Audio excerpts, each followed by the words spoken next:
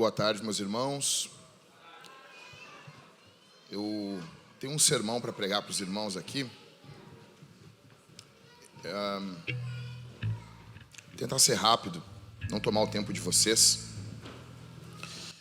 Mas o que eu vou falar aqui, eu já preguei, acho que em outros 2 momentos na igreja, e o Espírito Santo me trouxe à mente esse sermão aqui.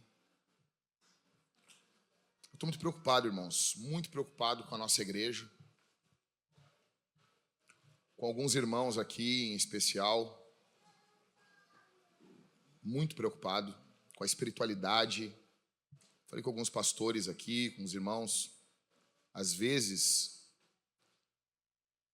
saí semana passada daqui muito acabado. Eu disse, parece que a nossa igreja, muitas vezes, ela está indo para o caminho de Laodiceia, sabe? Caminho de mornidão. Você não tem coisas terríveis ocorrendo, mas você não tem pessoas deslumbradas com Jesus.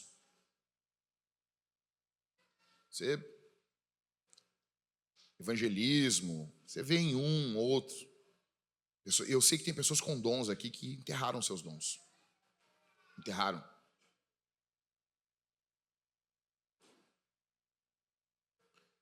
Eu quero ler um texto da Bíblia com vocês, eu gostaria que vocês lessem comigo. Lucas capítulo 16, do verso 19 ao verso 31. Eu vinha conversando com a minha esposa no carro, eu disse, olha, às vezes dá vontade de sumir, sabe? Você fala as coisas mais básicas da vida cristã, parece que você está pedindo algo gigantesco.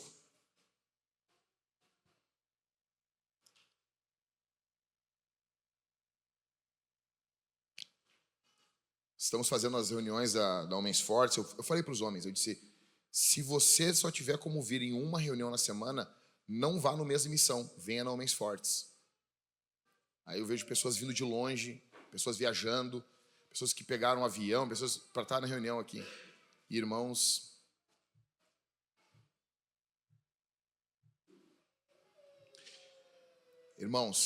muitos não discerniram o tempo da visitação de Jesus.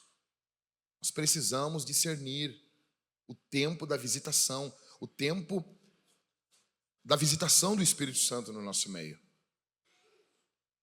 Leiam comigo.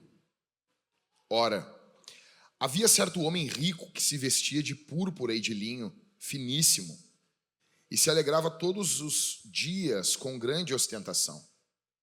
Havia também certo mendigo chamado Lázaro, coberto de feridas, que ficava deitado à porta da casa do rico. Ele desejava alimentar-se das migalhas que caíam da mesa do rico. E até os cães vinham lamber-lhe as feridas. E aconteceu que o mendigo morreu e foi levado pelos anjos para junto de Abraão. Morreu também o rico e foi sepultado. No inferno, estando em tormentos, o rico levantou os olhos e viu ao longe Abraão e Lázaro junto dele. Então, gritando, disse, Pai Abraão, tenha misericórdia de mim e mande que Lázaro molhe a ponta do dedo em água e me refresque a língua, porque estou atormentado nesse fogo. Mas Abraão disse, Filho, lembre-se de que você recebeu os seus bens durante a sua vida, enquanto Lázaro só teve males. Agora, porém, ele está consolado aqui, enquanto você está em tormentos. E além de tudo, há um grande abismo entre nós e vocês, de modo que os que querem passar daqui até vocês não podem, nem os de lá passar para cá. Então o rico disse, Pai, eu peço que mande Lázaro à minha casa paterna, porque tenho 5 irmãos, para que lhes dê testemunho, a fim de que não venham também para esse lugar de tormento. Abraão respondeu, eles têm Moisés e os profetas, ouçam-nos. Mas ele insistiu, não, pai Abraão, se alguém dentre os mortos for até até lá, eles irão se arrepender. Abraão, porém, lhe respondeu: se não ouvem Moisés e os profetas, também não se deixarão convencer, mesmo que ressuscite alguém dentre os mortos. Eu quero começar dizendo que nós temos pessoas aqui hoje, nesse lugar, que passarão a sua eternidade no inferno. Nós temos pessoas aqui, dentro desse prédio, que passarão toda a sua eternidade. Como dizia o poeta, a eternidade é um princípio sem fim. Pessoas que irão ao inferno. Jesus fala abertamente sobre o inferno. Jesus falou muito sobre o inferno. Jesus falou repetidas vezes sobre o inferno. Ele alertou muitas e muitas vezes sobre o perigo do inferno.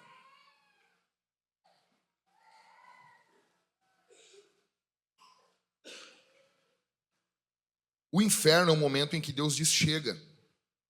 É um momento que Deus diz não interceda, não vou fazer. Se na lei dos homens existe um momento que os tribunais dizem basta, nós vimos essa semana ocorrer com um juiz aqui do Brasil. As coisas existem um tempo. Deus, ele possui um limite no seu trato com o ser humano. Chega um momento em que Deus diz basta. Jeremias 15:1 diz, Deus diz não para Jeremias. Deus fala não. Deus fala não para Saul. Saul implora, Saul segura a capa de Samuel e rasga a capa de Samuel. E Samuel diz, hoje o reino foi rasgado, foi tirado da tua mão. Provérbios 1:24, Deus diz, porque eu clamei e eles não ouviram. Eles vão clamar e eu não vou ouvir. Vai chegar um momento que vai vir o pavor e eu, o Senhor, rirei. O inferno é a gargalhada sombria de Deus para o ímpio. O inferno é a gargalhada eterna daquele que foi zombado em vida pelos inimigos de Deus. Você não vai ouvir esse sermão na maioria dos púlpitos de hoje em dia, porque ele é fora de moda. Porque os pastores, em alguns lugares, estão preocupados em amontoar riquezas. Não em todos, mas em alguns lugares. Estão mais interessados em si do que no povo. Eu falo isso porque eu amo você. E a vida de Deus, a regeneração, a vida, eu falei com os pastores ali, eu disse, eu nunca vi. Eu não sei como é que são todas as igrejas, mas eu nunca vi um povo tão apático como eu tenho visto hoje em dia. Não há um deslumbramento, não há... Aí vem um irmão e disse, Deus falou comigo. Eu disse, que legal, eu fico feliz. Mas eu não vejo... Antigamente, quando Deus falava com alguém, se algo falou, as pessoas falavam a pleno pulmões, elas conversavam sobre isso. Esse era o assunto da semana. As pessoas, hoje nós temos redes sociais, nós viríamos pelo menos um eco disso nas redes sociais. Nós não vemos nada disso. Nós não vemos nada disso. Há uma ausência de vida de Deus. Há uma ausência do Espírito Santo, da atuação do Espírito Santo. Regenerados não agem assim. Quem nasceu de novo passa por momentos de fraqueza espiritual, mas são momentos. Um regenerado é alguém que tem a vida de Deus. Alguns vão argumentar que esse texto aqui é uma parábola. Eles vão dizer, não, isso é uma parábola. Esse texto aqui não é um texto... Jesus não está falando de forma literal. Primeiro, esse texto não é uma parábola. As Bíblias antigas vinham em cima escrito a parábola do rico e do Lázaro. Primeiro, 1 Samuel, capítulo 1, verso 1, fala, havia um homem chamado Eucana. Jó, capítulo 1, verso 1, diz, havia um homem chamado Jó. O texto começa com essa mesma expressão, havia. Outra coisa, nenhuma parábola Jesus dá nome próprio. Aqui nós temos um nome, Lázaro. Havia um homem. Quem está falando sobre o inferno aqui é Jesus. Por quê? Jesus queria que você pensasse nisso. E se o que eu estou pregando agora, algumas pessoas, não é bem assim. Você está indo contrário ao Espírito de Jesus. Jesus quer que você pense nisso. Algumas questões. Primeiro, essa passagem que eu li para vocês, ela é fácil de entender. Ela é difícil de aceitar, mas é fácil de entender. O que está sendo dito aqui é que a vida é mais do que viver e a morte é mais do que morrer. O que ocorre em vida, como diz no filme do Gladiador, ecoa na eternidade. Segundo, a morte alcança o rico e o pobre. Em terceiro, o rico valorizou a sua alma tarde demais. Em quarto, ele passou a valorizar coisas que ele desprezava. Em quinto, ele passou a entender coisas que ele não entendia. Em sexto, o texto mostra que um dia todos entenderão. Escuta o que eu vou dizer. Todos um dia entenderão. Não estou dizendo que eles aceitarão. Todos um dia entenderão o que eu falei aqui. Todos. Em sétimo, todos um dia entenderão a sua real condição. Todos. Oitavo, o rico valorizou missões tarde demais. Ele fala, manda que alguém vá e pregue. Ímpios desprezam o evangelismo. A vida que não é focada em missão é uma vida de ímpio.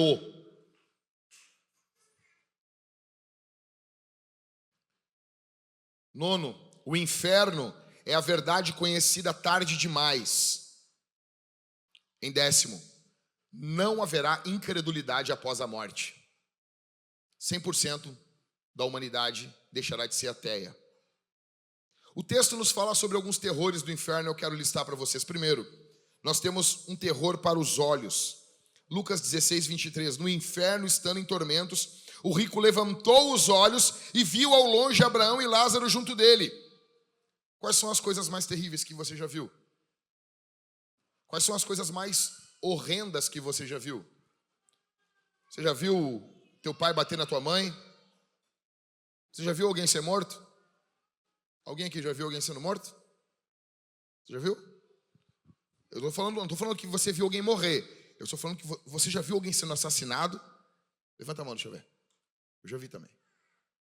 Eu vi mais de um homem sendo assassinado. Você já passou por algum estupro? Talvez você já viu algum assalto, violência. E isso tudo em algum momento trouxe pavor para você. Isso traumatizou você. Isso deixou você com medo. Deixa eu te dizer uma coisa. Isso tudo não é nada perto do que você verá no inferno se você for para lá. Não é nada. Você está preocupada, mamãe, com álgebra, com latim para o seu filho. Tudo isso é bom. Há quanto tempo você não pensa na sua alma? Na eternidade do seu filho? Sabe, o texto, cada vez que eu leio esse texto, eu tenho mais profundidade desse texto. Eu prego esse texto há mais de 20 anos. E me chama a atenção aqui que Abraão diz filho. O rico é um filho de Abraão. Ele está ligado a Abraão pela carne. Ele é um descendente de Abraão. Ele é um filho da promessa. Mas ele não está ligado a Deus pela promessa do Espírito. Ele faz parte do Israel, mas não do Israel espiritual. Você pode ser filho de crente. Você pode ter sido dedicado na igreja. A igreja pode ter orado para tua mãe ficar grávida. Você nasceu, foi dedicado. Você cresceu. Você pode ter feito escola bíblica dominical. Não sei se alguns aqui conheceram. Antigamente tinha a escola bíblica dominical de férias, que é aquele modelo bem americano que a gente pegou e é legal pra caramba, que é nas férias da metade do ano, tem um momento ali que reúne a gurizada, a criançada, e você pode ter participado disso. Você pode ter ido para retiro evangélico, você pode ter comprado só CD evangélico, você pode nunca ter fumado maconha, nunca ter falado um palavrão, mas você pode ter feito tudo isso na carne sem ter nascido de novo. Aí você nasceu na igreja, foi dedicado na igreja, é batizado na igreja, casou na igreja, viveu dentro da igreja, mas você nunca esteve em Cristo. E quando você morrer, você pode ser velado na igreja e estar indo para o inferno. Se você não estiver em Cristo, se você estiver apenas na igreja. O rico era um filho de Abraão, mas não era um filho de Deus.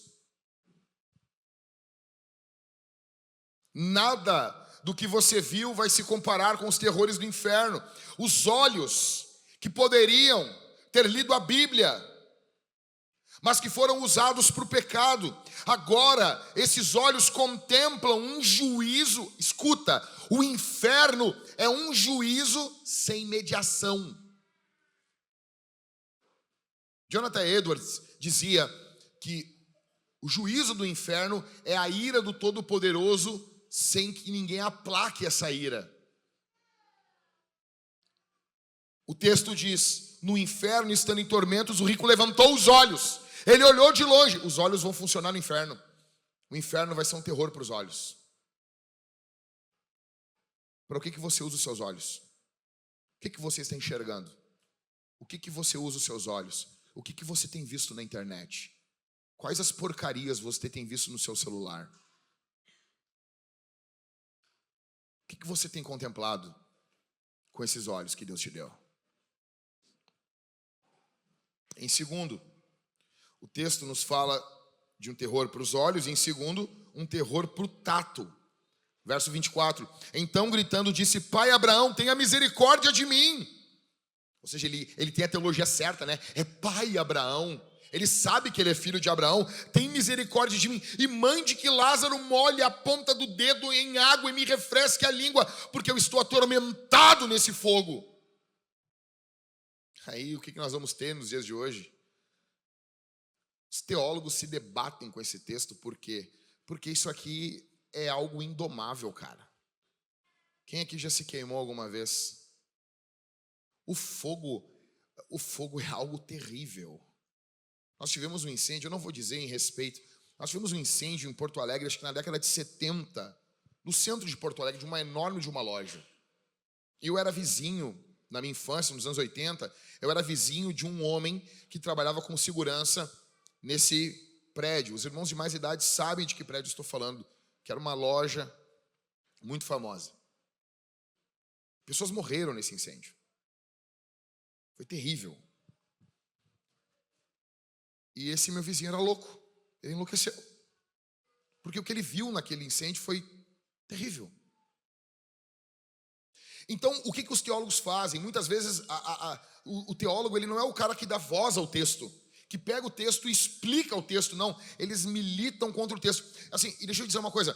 Desconfie de todo teólogo que depois da explicação que ele der para você, você passa a ficar acreditando no exato oposto do que o texto diz. É uma loucura. Eles conseguem fazer isso. É uma loucura isso. Sabe, o quadro que Jesus está dando aqui é pesado, é forte. E a Bíblia é assim. Então, o tormento do rico era tal que um dedo molhado na água, imagina, um dedo molhado, a minha água aqui tá, aqui, uma gotinha d'água aqui, um dedo molhado na água, essa gota que caiu aqui seria algo que traria refresco para a alma do rico. Você imagina o tamanho do tormento que Jesus quer que você pense. Jesus quer que você analise isso. E o mais interessante não é ele pedir essa gota d'água, é isso ser negado a ele. Você entende isso, cara? Isso é negado. Ele pediu uma gota e é dito não. O inferno vai ser um terror para o tato. Mas que tato? Não me importa, a Bíblia está dizendo, é porque é. Ou você acha que você vai chegar na eternidade e Deus vai dizer, campeão, tu me pegou, né? A alma não tem tato. Como tu é esperto. O cara está lá e está vivendo isso. Ele não tem uma explicação científica dada para isso, mas vai ser exatamente assim.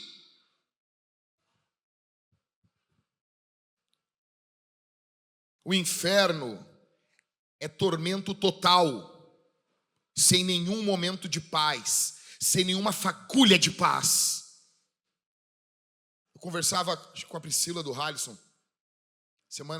3, 4 semanas atrás. Faleceu uma pessoa famosa no nosso país. E eu vi uma reportagem com ela, um pouco antes dela morrer, e ela dizendo, não, mas eu estou bem, eu fiz... Como é que o pessoal faz agora? Não é com psicólogo, é psicanalista, é terapia, né? Eu fiz agora, o meu terapeuta me acalmou. Eu disse, cara, não é pelo terapeuta. Quantos pastores não acalmam as pessoas? Pessoas que eles deveriam ter atormentado. Você imagina isso? Eu estou terminando mais uma vez a leitura do Peregrino lá em casa, e tem uma hora que o cristão fala para o ignorância. E ele fala assim... Não, o ignorância falando, não, mas eu tenho tranquilidade na minha mente. Aí o cristão fala algo mais ou menos assim, mas não adianta você acalmar a sua mente sem um fundamento na palavra. É burrice. Isso é sério. Quantos estão buscando consolo em algo que não deveria te consolar?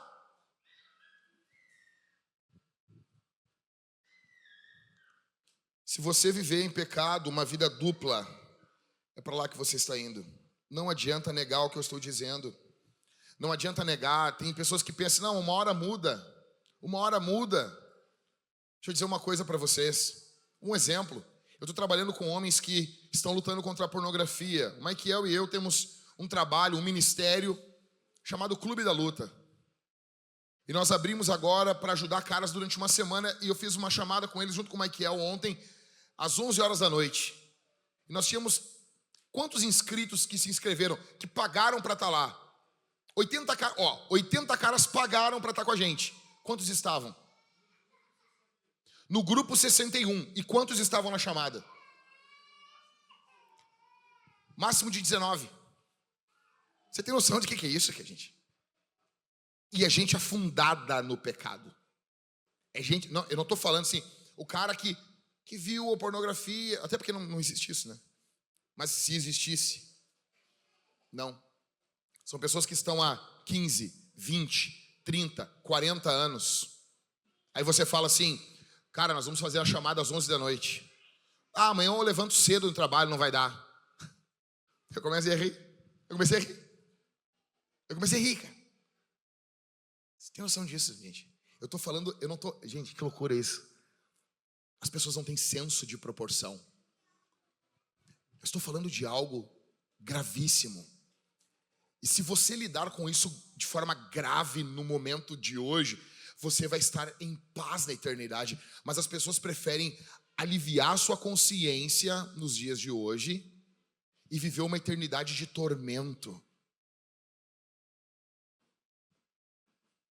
A tua aba anônima vai ser descoberta na eternidade.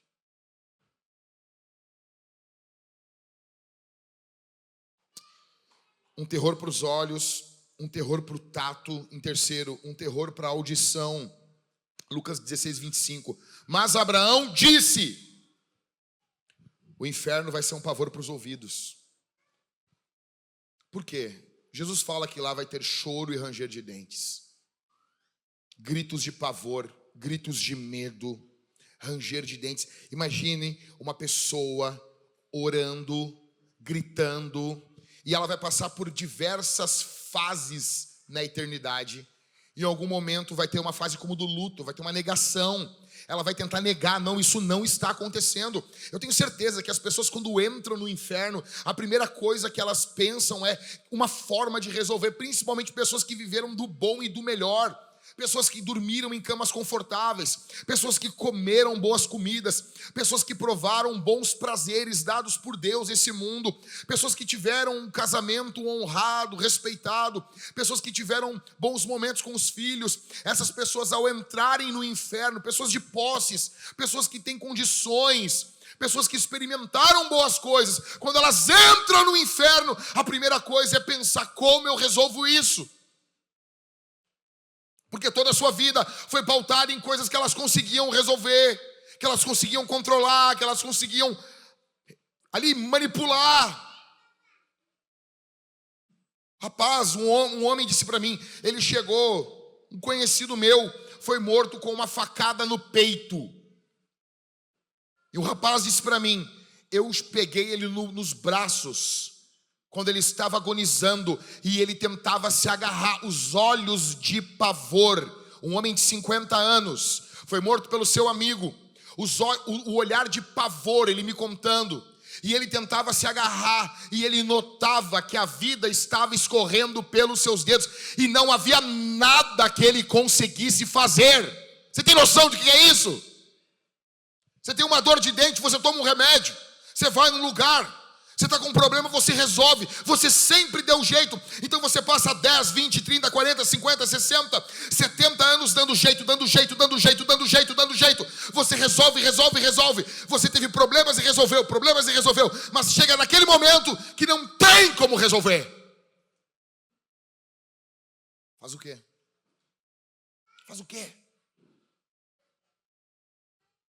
Aí agora, de longe, ele começa a ouvir um grito, um pavor, é escuridão, fogo.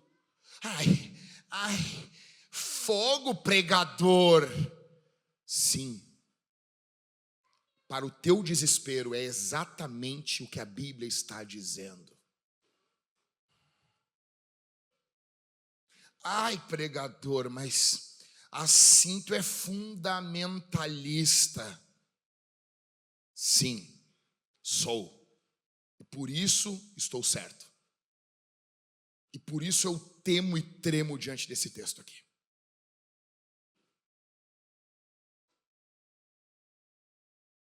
Gritos de pavor. Então você ouve de longe agora uma pessoa lamentando, uma pessoa gritando, dizendo: por que eu fui ouvir aquele pregador? Uma pessoa clamando a Deus: Deus, me ajuda. Outra no outro canto, indignada, proferindo blasfêmias, porque ela já passou por aquela fase. Ela gritou, pediu por ajuda e ela não foi ajudada. No outro lado, palavras torpes sendo dirigidas a Deus.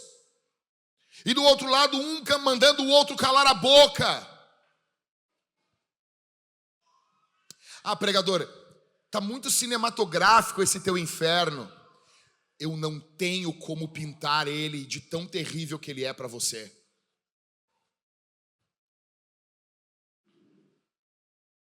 Você já ouviu o pedido de socorro e não conseguiu ajudar? Eu já. Você já ouviu gente pedindo ajuda?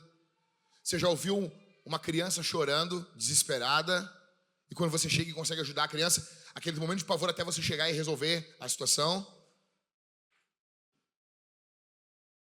Perto da nossa primeira casa, faltou luz uma vez. E numa noite de muito vento, uma família, uma mulher, acho que 2 ou 3 filhos pequenos, ela botou uma vela. E a vela caiu e pegou no colchão. E pegou fogo muito rápido. E a primeira coisa que ela fez, ela botou o colchão para a porta, para tentar tirar o colchão de dentro de casa, e trancou a saída. E os irmãos chegaram para tentar resolver. Irmãos, eu não vou... O pastor Daniel era um deles. Tentou para ajudar. Tentou chegar para ajudar. E ouviram a família gritando, pedindo ajuda. E não conseguiram ajudar. Eu me lembro assim, de tudo o que estava acontecendo. Nós éramos recém-casados. Foi uma das piores noites da nossa vida. Quando chegaram, a família estava carbonizada no canto da casa. O fogo é algo inadministrável. Escuta o que eu estou falando. Só que isso está acontecendo aqui. Só que o que a Bíblia está falando é de algo muito mais sério. A Bíblia está falando da eternidade. E você está apostando a sua eternidade contra isso, cara. Em quarto, nós teremos no inferno um terror para o olfato, para o cheiro. Apocalipse 21:8 diz: quanto porém aos covardes, aos incrédulos, aos abomináveis, aos assassinos, aos imorais, aos feiticeiros, aos idólatras e todos os mentirosos, a parte que lhes cabe será no lago que está queimando com fogo e enxofre, a saber, a segunda morte. O cheiro de enxofre no inferno é um cheiro do juízo. A ideia aqui é que o juízo vai permear todo o teu ser. Todo o teu ser. Todo. Atenção aqui, irmãos. Todo o teu ser. Todo o ser vai ser permeado pelo juízo de Deus. O cheiro dá a ideia de algo que está acontecendo, algo que vai acontecer. Você sente o cheiro do churrasco? Esse cheiro está adiantando algo que ocorre. O cheiro do juízo está mostrando um juízo que está vindo. E que já veio, e que continuará vindo, vindo, vindo, vindo. O juízo de Deus vai estar por toda parte, pavor, angústia. Quem é você nesse texto aqui de Apocalipse 21? Em quinto, um terror para o paladar. Veja, o olfato e o paladar são conectados no ser humano. Deus fez assim e será assim eternamente. Então você não só sente o cheiro de juízo, você vai sentir o gosto do juízo na boca. Você vai sentir o gosto amargo da ira de Deus, porque não vai ver nenhum centímetro do ser humano que será livre do juízo. Não tem como descrever a gravidade do que é o inferno. Não tem. E deixa eu dizer uma coisa. Hoje você só está ouvindo um sermão. Mas em breve você vai ter que resolver como vai ficar a sua vida. Se você vai seguir pelo caminho de pecado ou se você vai se arrepender do que você tem vivido. Tudo no homem será julgado no inferno. Deus gritará por todo o ser humano: juízo, condenação. Quanto tempo você acha que tem para se arrepender? Quanto tempo te resta? Quanto tempo? Em sexto, nós teremos no inferno um terror para a memória. Lucas 6, 27 e 28 diz: então o rico disse: pai, eu peço que mande Lázaro à minha casa paterna, porque eu tenho 5 irmãos, para que lhe dê testemunho, a fim de que não venham também para esse lugar de tormento. Ele lembra. Tem noção disso? Ei, tem noção disso? Ele está lembrando. Não proteja o seu filho disso. Se as crianças quiserem chorar, pode chorar. E é bom que chorem. Se as minhas filhas quiserem chorar, que chorem. Isso é sério. Um terror para a memória, recordações, lembranças, afeto. Ele ainda tem afeto pelos irmãos. Tudo isso.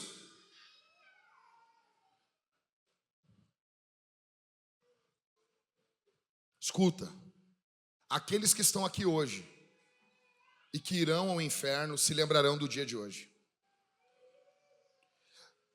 As coisas passarão na sua vida. Você vai sair daqui preocupado. Você vai pensar em alguns momentos pela sua vida. Só que as demandas do dia a dia vão sufocar isso que eu preguei hoje. E isso vai sufocando. E você vai voltar à sua vida normal. Porque você não agiu com radicalidade contra o pecado. Você agiu de forma racional. Você racionalizou o pecado.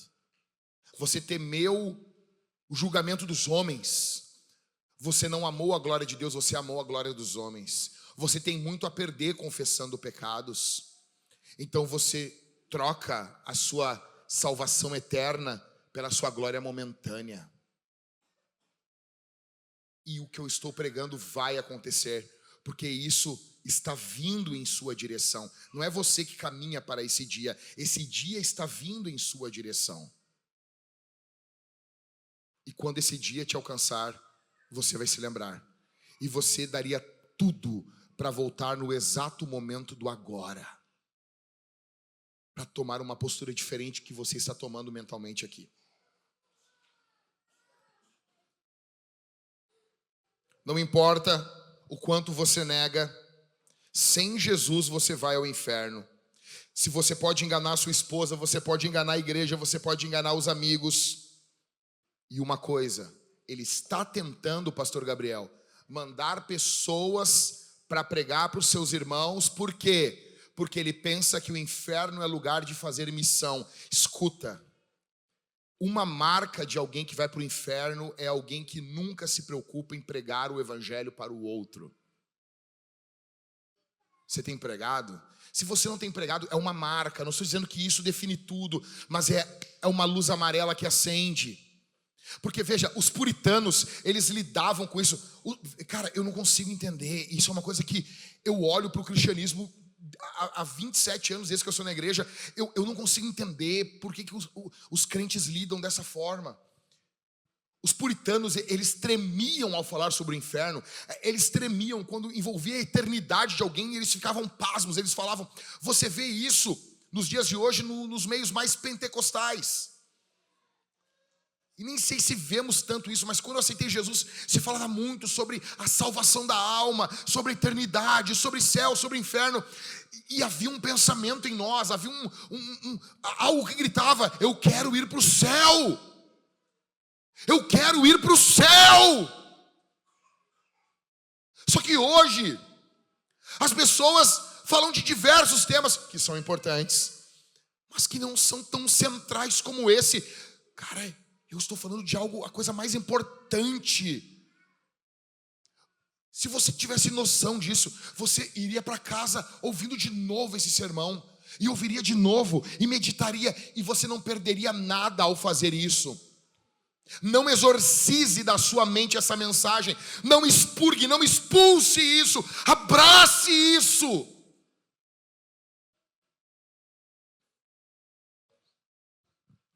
Lugar de fazer missão é aqui.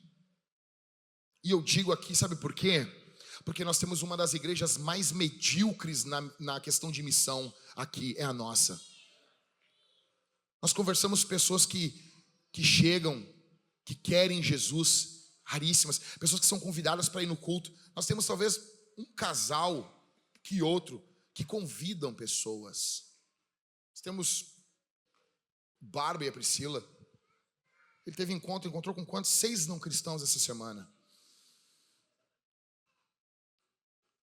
O pastor Michael disse assim, às vezes eu acho que o pessoal da Vintage, Jack, eles... o Jack está evangelizando através dos vídeos dele, as pessoas vão chegando através da internet, ele faz por nós isso.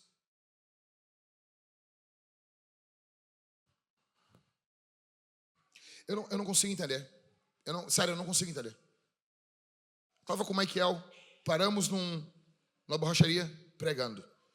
Jesus. Estamos andando? Jesus. Cristo, o tempo todo. O tempo todo.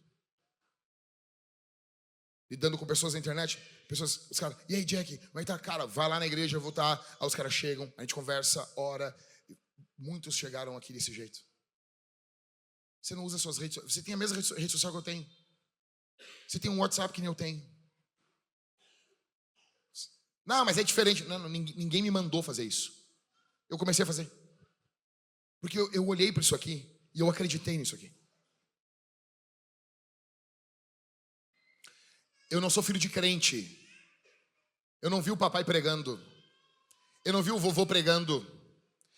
Meu papai nunca me botou no colo dele e abriu a Bíblia, que nem tinha um amigo meu, filho de um presbítero da Assembleia de Deus, e ele dizia assim, meu pai me botava na perna dele, e ele me contando chorando, e meu pai abria a Bíblia e começava a ler a Bíblia na Páscoa, lendo a saída do povo de Israel do Egito, e de repente as lágrimas vinham no rosto dele e ele começava a falar em línguas. Eu cresci assim, E eu disse, eu cresci vendo meu pai dando soco na cara da minha mãe. Foi isso que eu cresci.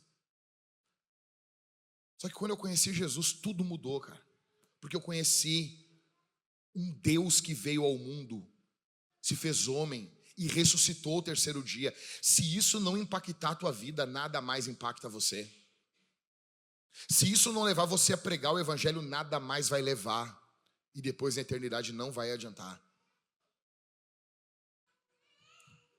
Em sétimo, o inferno é um terror para a saudade, porque o inferno é um lugar de separação. Lucas 16, 26. E além de tudo, há um grande abismo entre nós e vocês, de modo que os que querem passar daqui até vocês não podem, nem os de lá passar para cá. Escuta que eu vou dizer uma coisa. Uma das piores coisas, por isso que eu tenho evitado muito ir pregar fora. Eu tenho uma saudade da minha casa, uma saudade da minha esposa, saudade das minhas filhas.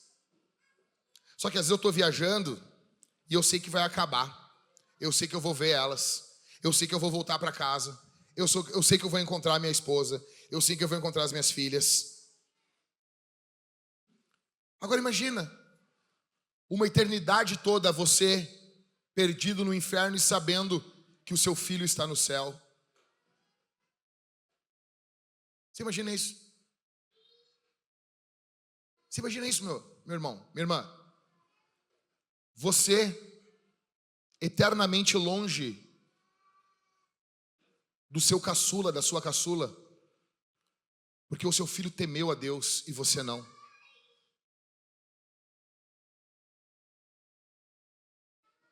A eternidade toda.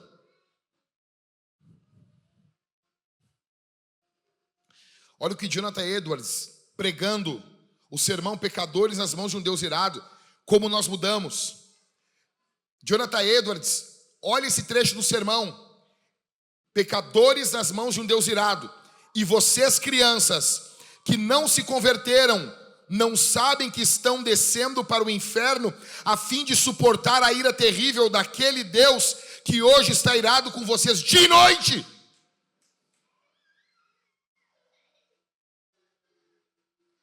Eu não estou preocupado se as minhas filhas vão fazer uma faculdade, se fizerem bom, mas esse não é o meu alvo. Eu não estou preocupado se as minhas filhas vão crescer, vão ter dinâmica corporal, vão ter saber falar latim ou qualquer coisa que seja. O que me importa é que elas conheçam Cristo, Cristo, Cristo. Hoje é o som alto que perturba o teu ouvido. Que isso perturbe você hoje.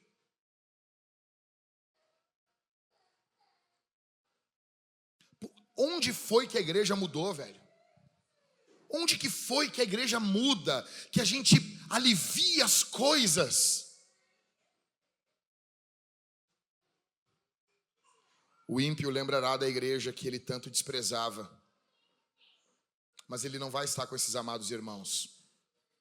Caminhando para o final. Que tipo de lugar será o inferno? Em primeiro, um lugar eterno.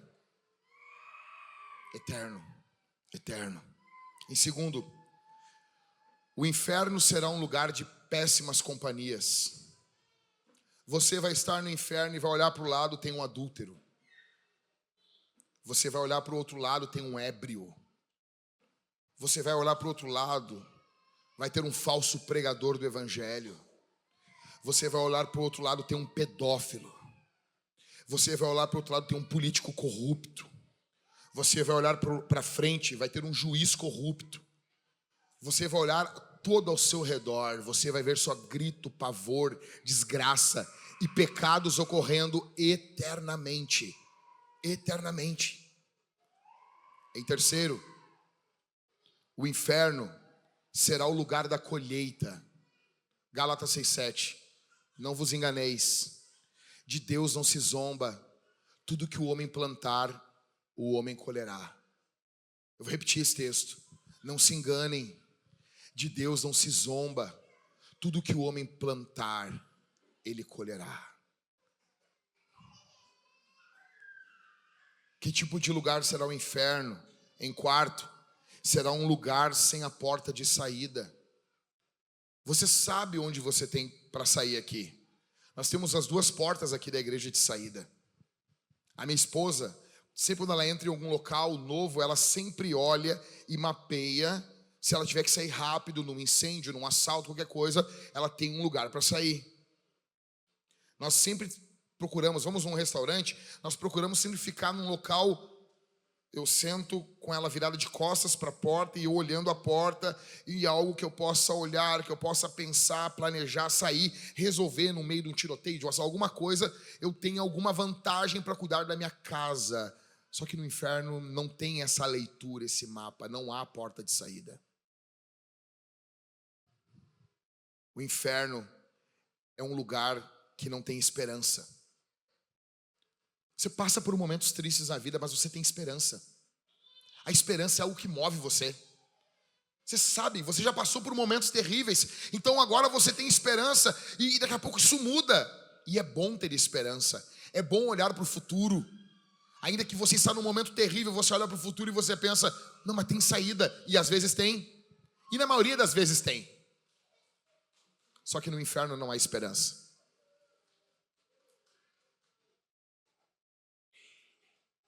Pastor, por que o senhor grita pregando? Eu grito porque você não está gritando. Porque você deveria gritar e uivar diante de Deus. Você deveria lamentar pelo seu pecado. Você deveria chorar diante de Deus. Em sexto, o inferno é um lugar aonde, escuta, o inferno vai ser um lugar onde as pessoas não vão conseguir fechar os olhos. Tem um filme chamado Código de Conduta, com o Gerard Butler, acho que é assim que pronuncia.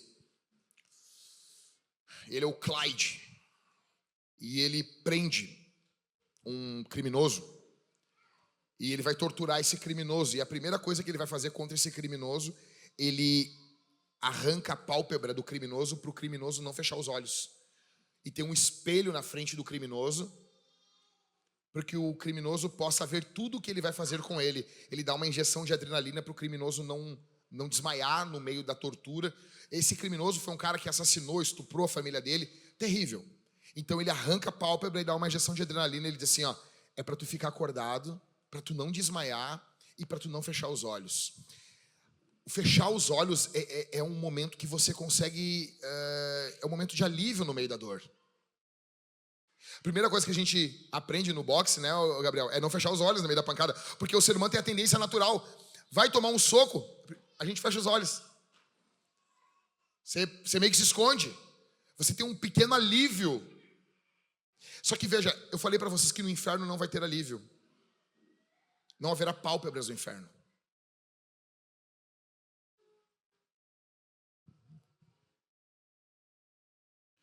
Em sétimo, o inferno é um lugar da justa retribuição aos homens. É justo, é correto. Em oitavo, o inferno é um lugar onde os ímpios serão atormentados por Deus e não pelo diabo. As pessoas, na Idade Média, as pessoas pintavam os demônios com tridente, atormentando as pessoas. Escuta só. Apocalipse 14, do 9 ao 10. Seguiu-se a estes outro anjo, o terceiro, dizendo com voz forte: se alguém adora a besta e a sua imagem, e recebe a sua marca na testa ou na mão, também esse beberá do vinho do furor de Deus, preparado sem mistura no cálice da sua ira, e será atormentado com fogo e enxofre diante dos santos anjos e na presença do Cordeiro. O que torna o inferno é Deus. É Deus que é o atormentador do inferno. Em nono, o inferno é um lugar sem consolo. Não haverá consoladores. Não haverá uma palavra de ânimo. Em décimo, o inferno é um lugar onde o pedido de socorro não é atendido. vai ter clamor, vai ter pedido. Em 11º, o inferno é um lugar de lembranças das oportunidades perdidas. E depois do final de todo esse sermão, vai ter gente aqui ainda achando que não é bem assim.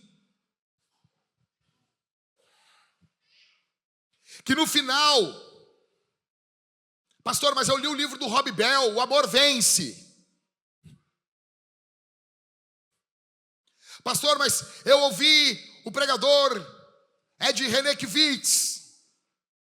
Pastor, mas eu ouvi o fulano. Com certeza, um pai não lançaria seus filhos no inferno. Sim, um pai. Mas todos que vão para o inferno não são filhos de Deus. Filhos de Deus é aqueles que têm Cristo. Agora, a pergunta que fica é: se Deus não poupou os anjos que pecaram, se Deus não poupou Sodoma e Gomorra, se Deus não poupou os homens na época de Noé, por que tu acha que tu vai ganhar um beijinho no rosto e Deus vai dizer: ah não, tu entra para o céu? Por quê? Por quê? Só tem uma saída. Só tem uma saída para o inferno. O nome dele é Jesus. Você está ouvindo esse sermão aqui por causa do amor de Deus. Escuta, no caminho para o inferno tem uma placa escrita com o sangue de Jesus. Pare, pare, não vá, recue, dá meia volta, volta.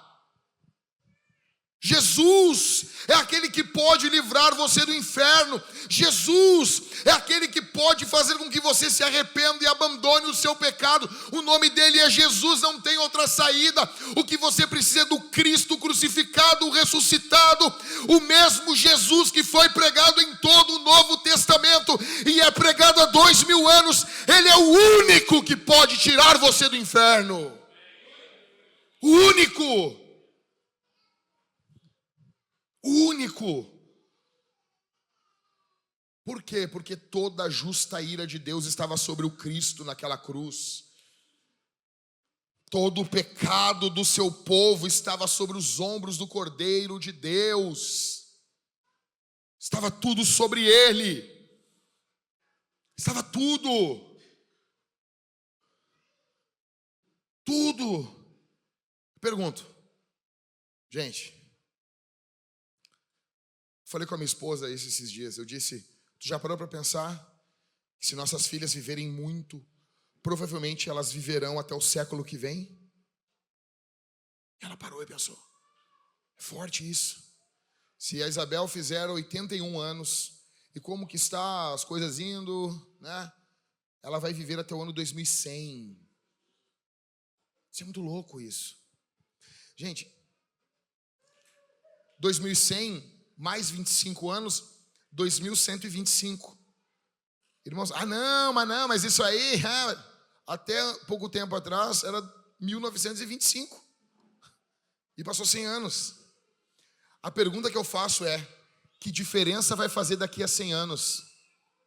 O que tu comeu hoje? Que diferença vai fazer?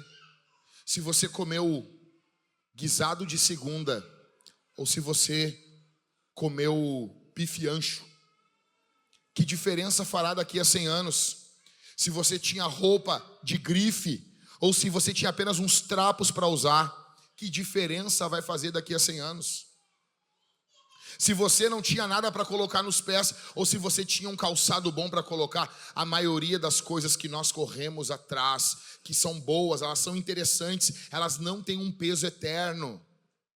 E daqui a pouco você vive 100% do seu tempo para algo passageiro. E aquilo que é eterno você vai deixando para depois, para depois, para depois. Você tinha que estar preocupado, vivendo naquilo, em função daquilo que é eterno.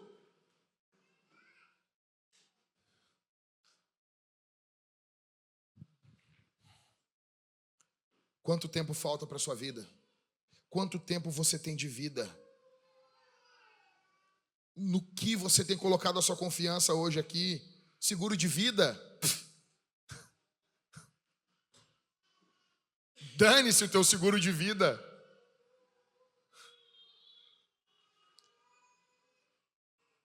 Arma? Dane-se armas.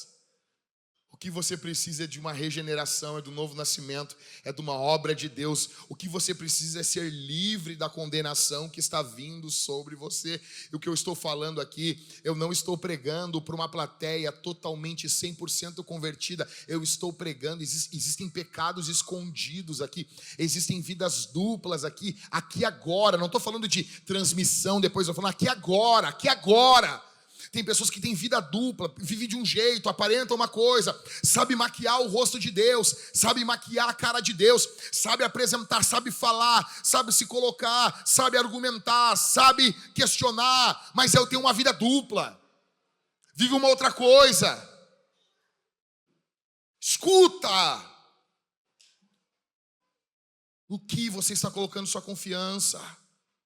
No que você está depositando sua confiança? Pastor, eu ouço esse sermão e eu não tremo. Então trema por causa disso. Trema por não tremer. Pastor, eu escuto um sermão desse e eu já não choro mais. Então chore por não chorar. Eu ouço um sermão desse, pastor, e eu não me desespero mais. Então se desespere por não se desesperar. Isso é seríssimo.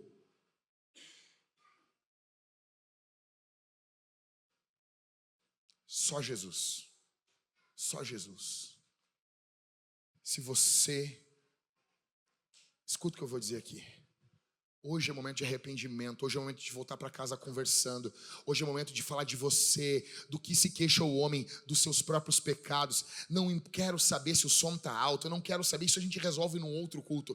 Eu quero que você fale só sobre você, só sobre os seus pecados, só sobre suas mazelas. Você vai conversar no mês de missão sobre o seu pecado, sobre a sua negligência no evangelismo, a sua negligência em convidar pessoas para ouvir o evangelho. Você vai falar sobre você, sobre a sua negligência, como as coisas são difíceis, é um parto para você, é difícil para você, tudo é difícil, tudo é custoso, e você está diante do inferno, e você não está fazendo nada, você não reage.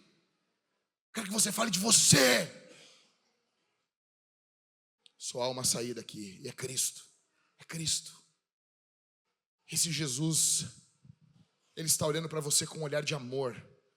Hoje Ele é um advogado, amanhã Ele vai ser um juiz. Existe perdão para você hoje aqui. Existe graça para você hoje aqui. Existe misericórdia para você hoje aqui. Você não está no inferno. Você está ouvindo esse sermão.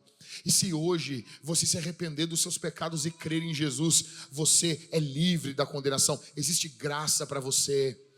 Eu e você, escuta, eu e você merecemos o inferno, mas a graça de Deus é o perdão não merecido. Ele tem perdão para você, Ele tem misericórdia para você, Ele tem graça para você, Ele estende a mão para você. Alguns aqui são fracos, talvez você diga assim: pastor, você não entende, eu sou fraco. Eu quero dizer uma coisa: ainda que você seja fraco, se você for até Jesus, se você correr até Jesus, se você pedir a Jesus, Ele salva você, Ele fortalece você, Ele ajuda você, Ele levanta você, Ele perdoa você, Ele limpa você, Ele restaura você, Ele justifica você, Ele vai glorificar você no último dia, Ele estará com você no último momento da sua existência. O texto nos mostra que os anjos assistiram Lázaro no momento da sua morte. A Bíblia nos fala que os anjos estavam consolando Jesus ali prestes a morrer. A Bíblia nos mostra que no momento mais difícil da vida de um santo, que é o momento da morte,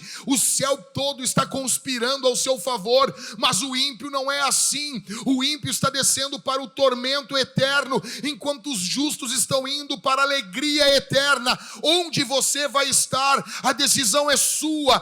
Corra para Jesus, vá até o Cristo crucificado, porque tem perdão, graça, misericórdia para você, mas é agora, não é amanhã, não é depois de amanhã. Você nem sabe se você tem amanhã. Jesus salva você, perdoa você hoje. Recorra a Cristo.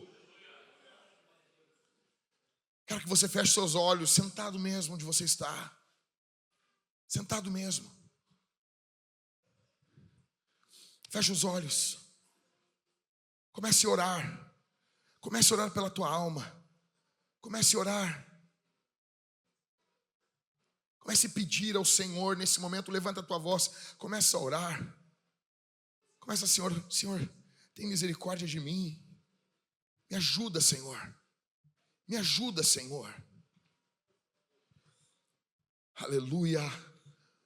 Aleluia.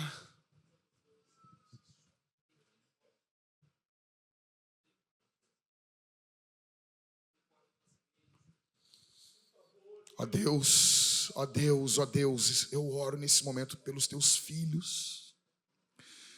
Tem misericórdia das nossas vidas, Senhor. Tem misericórdia de nós. Nós precisamos do sopro do teu Espírito. Nós queremos te entregar tudo em tuas mãos aqui, Senhor.